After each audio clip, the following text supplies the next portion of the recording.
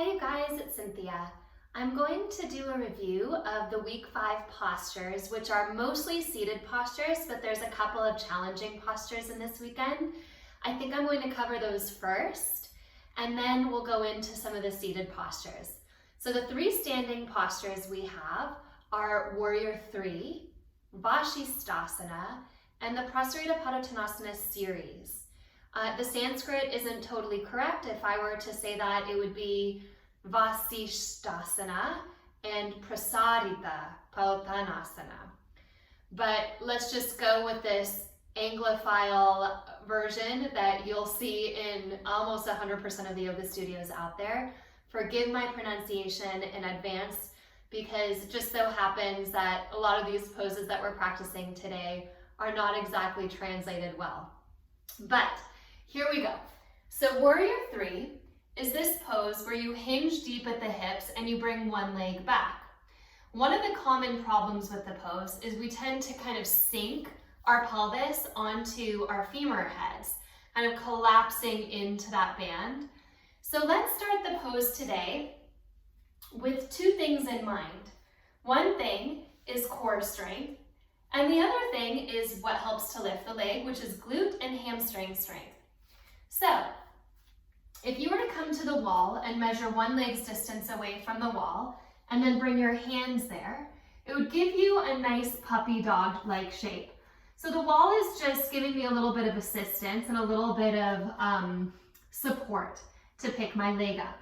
Now in this shape, I can really feel the support of my belly wrapping in toward the midline and moving up and forward. So rather than sinking down on my pelvis, I'm able to narrow and lift up and forward through my deep core, transversus abdominis, and all of the other muscles that help support the front of my spine. As I bring a leg back here, instead of turning out, which some of us will want to do, you really want to turn your inner thigh up. So think Tadasana, think Uttanasana, think all of the poses that we've been working already, because this is still a frontal front body pose, or in the sagittal plane, right? So we're still in a Tadasana-like shape. Now, as I lift my leg up, rather than lifting my leg up from my low back, I'm holding my low back steady.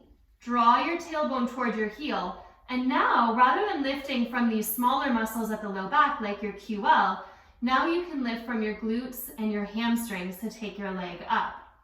So it's a lot more work on the upper glute. For many of us, you may even need to bend your standing leg, which gives a good deal of support. It doesn't make it easier, it just makes it more manageable. And then when you come out of it, you give that standing leg a little bit of a rest. Let's try the other side. So now I'll give you some more classical instructions, okay? So root down into the 4 corners of your left foot. Feel that rooting and rebounding. Unlock your left knee. And as you inhale, lift your right leg back and up. Turn your inner thigh toward the sky, which helps to maintain a neutral pelvis.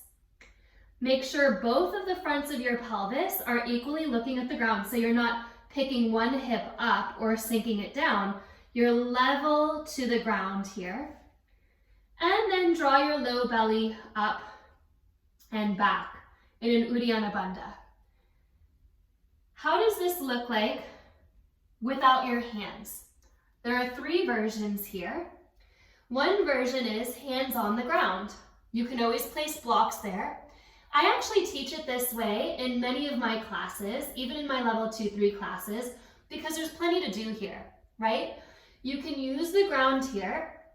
Find that extension through your spine, that axial extension, lengthening your sternum between your arm bones. And you're still working your back leg pretty strongly, as well as your standing leg, of course. The next variation would be slight bend at the knees, and this is one that I've kind of made up, but I love this. Rather than bringing your hands to your hips, interlace your hands and slip your hands as tall up the leg as you can, really right up to that hip crease. And with your interlaced hands, you can do 2 things. You can assist the action of your thigh bone moving back in space, which is that Tadasana movement of upper thigh bones draw back as the tailbone lengthens down, right? You're setting the pelvis. But if you do that here and you draw your upper thigh bone back, then it actually supports the front of your pelvis. You can really feel your deep belly moving forward and up. And then changing sides, I'll show you the other variations. So here we are, fingertips on the ground, hands interlaced at the front of the thigh, or hands at the hips. That might be something you see much more frequently. And then reaching your arms out to the side like airplane arms. This is another variation that you'll see quite frequently because it gives you that hands-free balance without the deep weight of taking your arms forward. Now you've just grown your lever by a lot by reaching your arms forward. So it really does add quite a lot of challenge when you take those arms up and overhead. Remember when we worked Utthita Hastasana or Urdhva Hastasana in Tadasana? Those same actions apply here. Frontal ribs softening down, bottom of the sternum softening down, knitting at the front of the pelvis, and the wrapping in of the triceps. I'm going to give myself a downward facing dog just to find some symmetry here. And then as we come into the next shape, we'll look at Vashisthasana. So these are kind of like quick reviews of these poses. Vashisthasana is side plank, which means that the plank actions or even the Tadasana actions are pretty straightforward, right? You bring your feet together and you drop your heels to one side and bring an arm up. You can place a knee on the ground. The bottom knee, that would be one support. You can step your top foot forward. This would be a next level support. You have a little bit of strength, but you just need that kickstand. You can bring a hand to your hip or even to the back of your head if your neck is sensitive, right? Or you can even stretch your arm overhead and lift your hips up a little bit to give yourself more of a stretch. This bottom shoulder is definitely working a lot. So, do you want that shoulder up in your ear? No, that would be really uncomfortable. Work your Tadasana cues to draw your shoulder blades down your back and then find that external rotation at your shoulder head. So remember, triceps hug in, but if you take that out to the side, you're still wrapping your triceps forward. You're still in the action of external rotation here, but now you've got your hand out. Let's see what that looks like on the other side. So I'm turning my triceps forward in the hint of external rotation here. I'm moving my shoulder away from my ear. And then I have the support of the entire platform here. My elbow's not locked. It's not too bent. That would be really hard. But you're just not locked. And then that top arm can be up to the sky. Now sometimes it's not actually the shoulder that limits us. Sometimes we stick our hips back. So you really want to lengthen your tailbone towards your heels. Put in all of those hip cues from your Tadasana here. Keep your head in line with your spine and in line with the back of your heart. And then when you come out, you don't want to go right into a push-up, which actually I see a lot nowadays in yoga classes. You want to find a plank pose until your shoulders are balanced, preferably a downward facing dog. But often after Vashisthasana, I'll invite students to come into plank pose, take a breath in, and if their shoulders feel stable and even, then you can choose to go into a vinyasa or just come back into down dog. More often than not, I'll just instruct a glide back into down dog, and then from down dog, of course, you can come forward and go into vinyasa, but it helps to reset the shoulders. So in case that's confusing, because this is more of a transition conversation than the actual pose itself, but in this case it needs a little bit of breaking down, think of the perspective of my shoulder right now. If I'm to rotate on that shoulder, come forward, and then bend into chaturanga, likely there's a place there that could get a little bit cranky if you're already lacking in strength or if you're a little bit prone to injury. But this is one of the easiest joints to injure in the body, so we want to keep the shoulders really protected. And one of the ways to do that is in your transition out. of your Vashisthasana. Okay, as for our third standing pose for this weekend, Prasarita Padottanasana. In Ashtanga, in primary series, you always step out to the side in this pose, and you do the 4 postures of this wide-legged forward fold in a row. I'll show you how it works. So you step out. Inhale, you bring your arms up into a T. Exhale, hands to the hips. Inhale to lengthen your spine up, descend your tailbone down, really feel that action of rooting and rebounding. Exhale, bow forward, hands between the feet. Inhale, press your spine to straight, arms to straight, and exhale, fold forward, top of the head toward or onto the earth. So a lot of times, and I have to give you a sideways view for this, a lot of times in our Prasarita Padottanasana stance, we shift our hips way back, just to accommodate the fold of the spine. Can you keep your weight about 60% in the ball of your foot so that your sitting bones are right over the center arches of your feet? And that will encourage this deep Uddiyana Bandha, this deep wrapping at the front of the pelvis and lifting at the diaphragm, which is what will actually get you deeper in the pose. You'll inhale, come up halfway. Exhale, take your hands to your hips. Now this transition out of the shape is really important. You're hinging up, you're not rounding up. Your hands at your hips is a straight spine lift up. Next shape, you reach your arms out, inhale. Exhale, hands back to your hips. They stay on your hips. Inhale, lift up through your spine, root rebound. And exhale, use your hands on your hips to encourage that turning of your pelvis over your femur heads, that deep hinge. I even like to use my fingers at the front of my pelvis to pull forward and my thumbs in the back to kind of release tension out of my low back. So the fingers can really help to turn your pelvis. And in this variation, your hands actually stay on your hips in Prasarita B. You take a few breaths, shoulders draw away from the ears, weight shifts a little forward, top of the head moves toward the earth. Inhale, you lift up halfway. What are we doing here? We're stabilizing the spine, reconnecting to our core strength. Unlock your knees, knit the front of the pelvis, and from your deep belly strength, you come up. Next variation, you reach your arms out, inhale. Exhale, interlace your hands at your low back.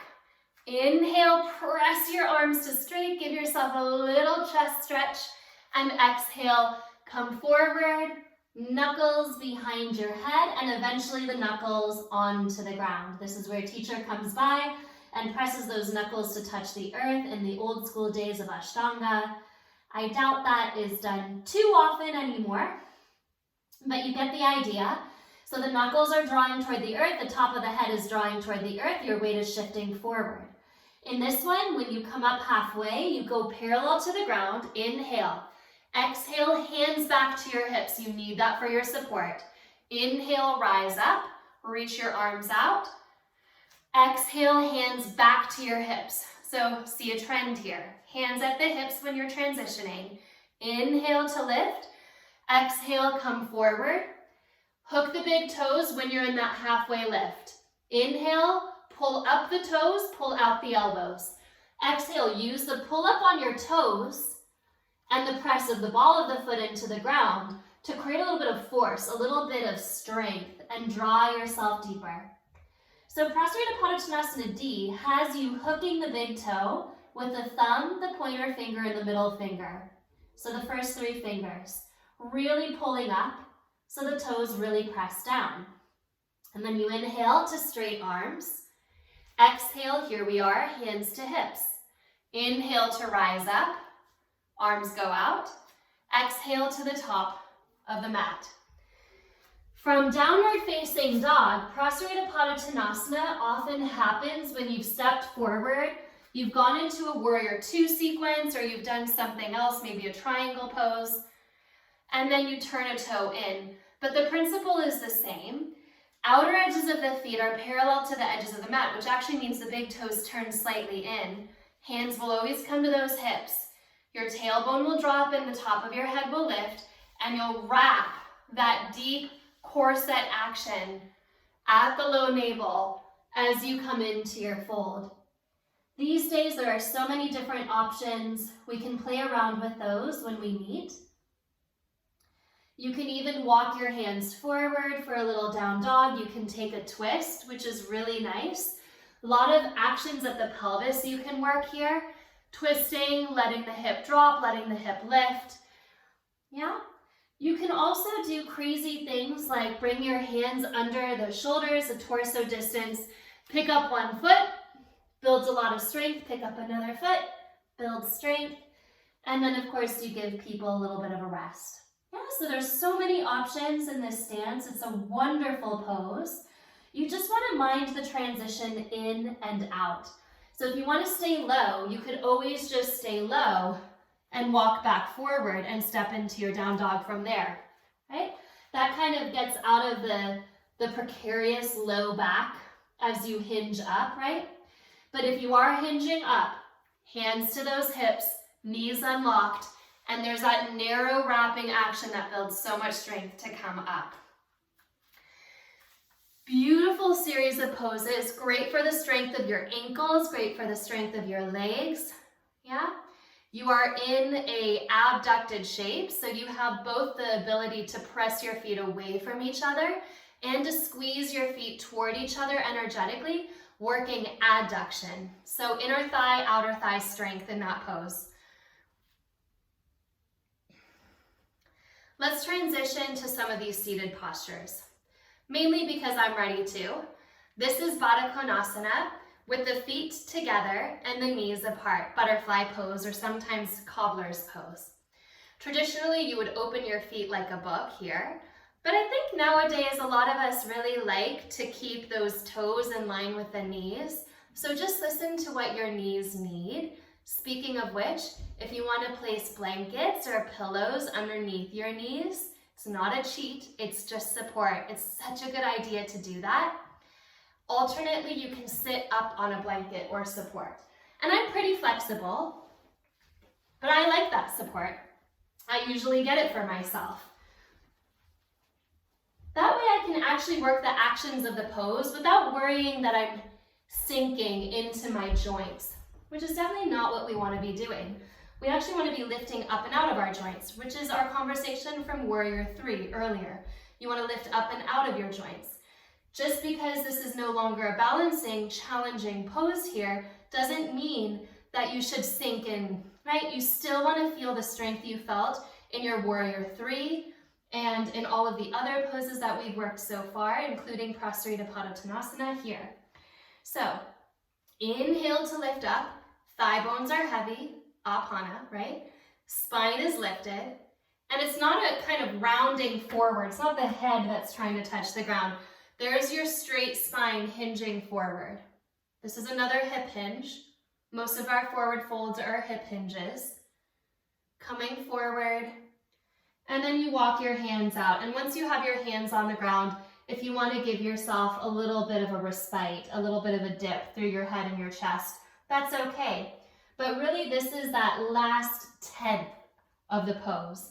So the first 90% is really working that hip hinge and that lift of the spine, all of those Tadasana actions in the spine to come up and forward. Most of the time, I do keep my head in line with my heart and my spine straight. So this is Baddha Konasana. Very similar is just to take your feet a little forward, which is called Tarasana. And rather than being such a deep hip stretch, this one is really targeted more at the low back for a lot of us, or maybe more wide at the hips. It's a great pose. It's a classic yin pose, so a lot of times you can come into this and hang out for a few minutes. It can feel really good. I actually like to bring my hands behind my shins to hold the outsides of my legs. This gives me a little bit of a boost in my legs so they're not flopping to the ground. I'm not hanging in my joints. And it also gives me kind of an anchor here into my body to soften over my legs. I have the mobility to do this, of course. You may not. You may have props under your knees, and you may be right here. Something that I'd love to mention in our seated forward folds is that even if you have props underneath you, if you're still tight in your hip flexors, this is a fun trick. You take your blanket and you roll it up. It can be a little roll, it can be an all the way roll, just measure how wide your roll is going to be. Place that across the front of your pelvis. So I haven't rolled mine too far, it's maybe halfway rolled. And then when you lean forward, you get this little bit of support at your hip flexors. So you have something to rest the front of your pelvis on. A little bit less work, a little bit safer for the joints if you're going to be in it for the long haul. This is a great one also for Paschimottanasana when your legs are straight out. I actually love practicing Paschimottanasana with the roll underneath my ribs. You get to hang out. It feels really good. But let's not hang out just yet. Okay, I want to go there and just stay there, but let's not. So your sitting bones are going to root down. This is Tadasana. If I were flat on my back, or this is Ardha Uttanasana, right? Lifting up halfway. So you're already in a 90-degree flexion at your hips. This is already hard for the hip flexors. What do you mean we're going to fold forward even more? For those of us that have tight hamstrings, tight glutes, and a tight low back, this is as far as you need to go. You don't need to go forward. You're already forward. Relative to Tadasana, you're already halfway forward.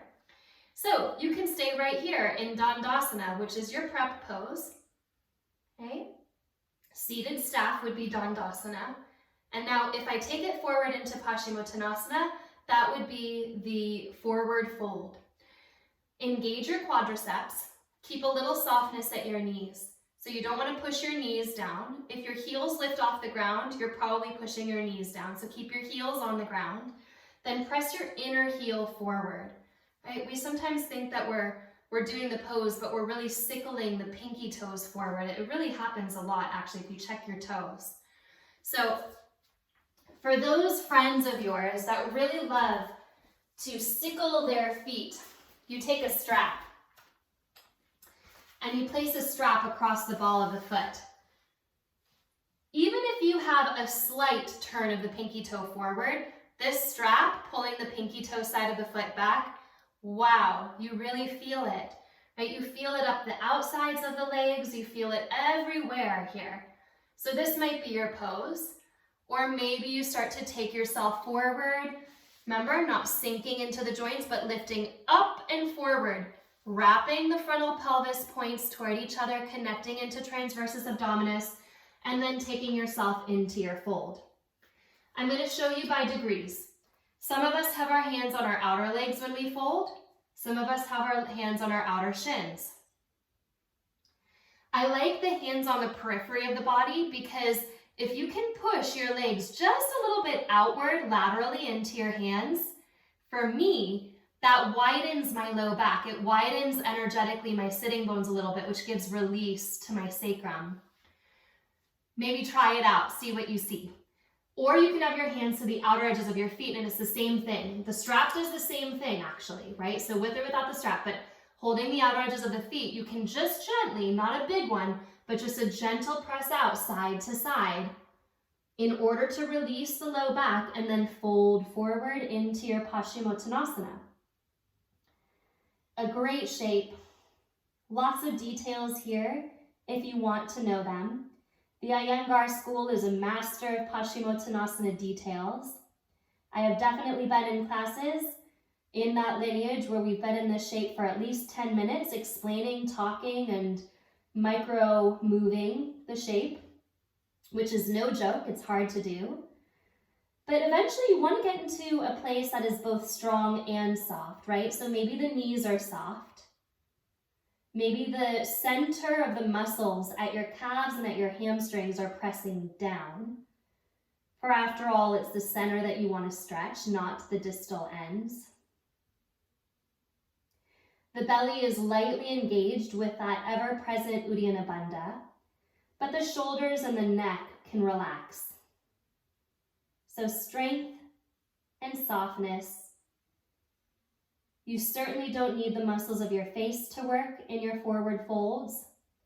If your muscles in your face are trying to help you, notice that. Relax your jaw, relax your eyes, your ears. They think they're helping.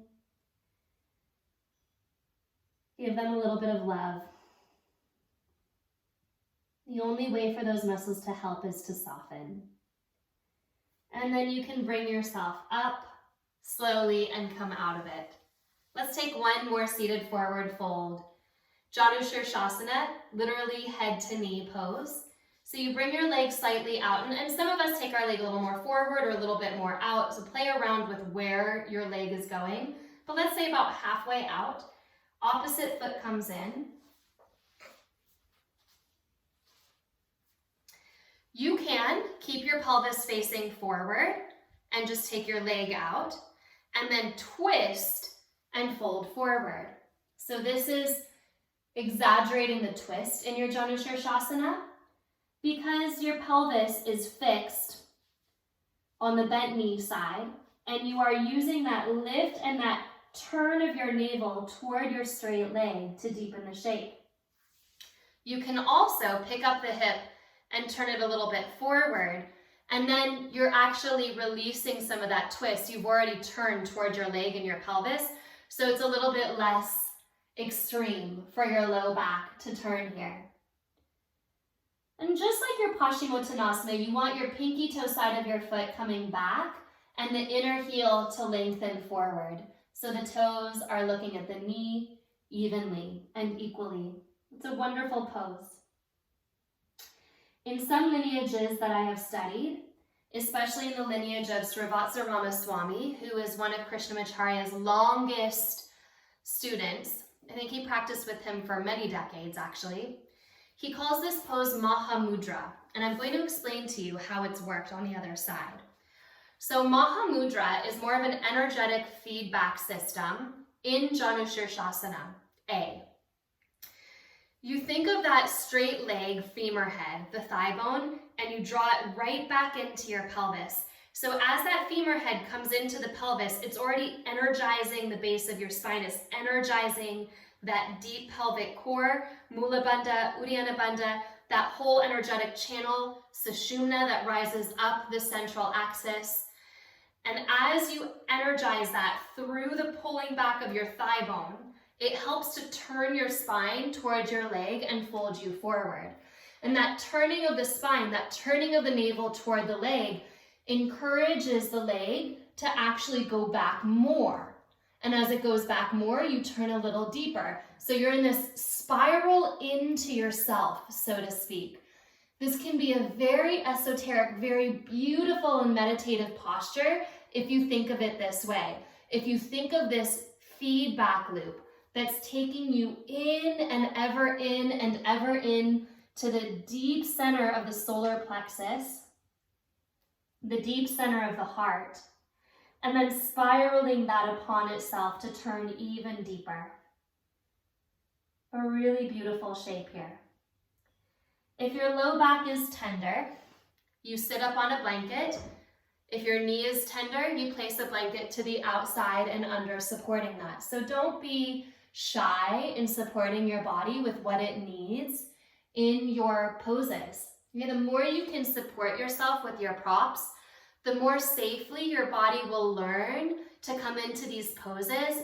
Your nervous system will accept that, reset, and find whole new ways and pathways of breathing with those channels in your body, breathing into the heart, softening, accepting new, maybe challenging, maybe uncomfortable or slightly agitating stretches, and finding this deep quality of peace in those shapes. So really wonderful shapes here, all of the seated forward folds, and there are too many to count. There's so many seated forward folds. The last one that is one of the symmetrical forward folds, so we have Baddha Konasana, we have Tarasana, we have Paschimottanasana, and we have Upavishta Konasana. So what does this look like? This looks a lot like Prasarita Padottanasana, right? If you were in that halfway lift position, because remember you're already in a 90-degree flexion here, right? It's the same principle. The inner heel goes away from you, the pinky toe wraps slightly back so that the 10 toes are looking at your knees equally. You're just setting up a healthy relationship to the ground, which is your feet. Still the thigh bones wrap back. And then when you come forward, there's that same kind of Paschimottanasana forward fold, as long a spine as you can, for as much time as you can, and then eventually you can bring yourself down. Okay? You want to keep a little bit of strength, a little bit of activity in your legs, a little reach forward into the inner heels, a little softness at the knees. So you don't want to lock out your knees. Just like Paschimottanasana, it's not the knees you're stretching, it's the calves and the hamstrings. So you press those calves lightly down, you press those hamstrings lightly down, you engage your thigh bones back into your pelvis and your heels forward and away from your pelvis. So this is coming back, this is going forward. That's where the stretch is happening. And then you let it all go. Trust that your body has it. And just enjoy that breath cycling back into yourself. All of these poses are an invitation for you to turn and turn again into the subtle body, into supporting Sushumna Nadi, and into diving your attention into your heart. Notice what you notice, and maybe, just maybe, start to cultivate some gratitude or love, or at least a quality of groundedness or peace in that which you notice. If you could sum up the entire practice of yoga, forget all these postures, that's it. Notice what you notice, and just maybe love what you notice. So play around with it, do those explorations, and let us know what you discover. Thank you so much for trying out these shapes. And remember, this is just a quick review in these poses. We'll do a deep dive during the weekends. Have a good day.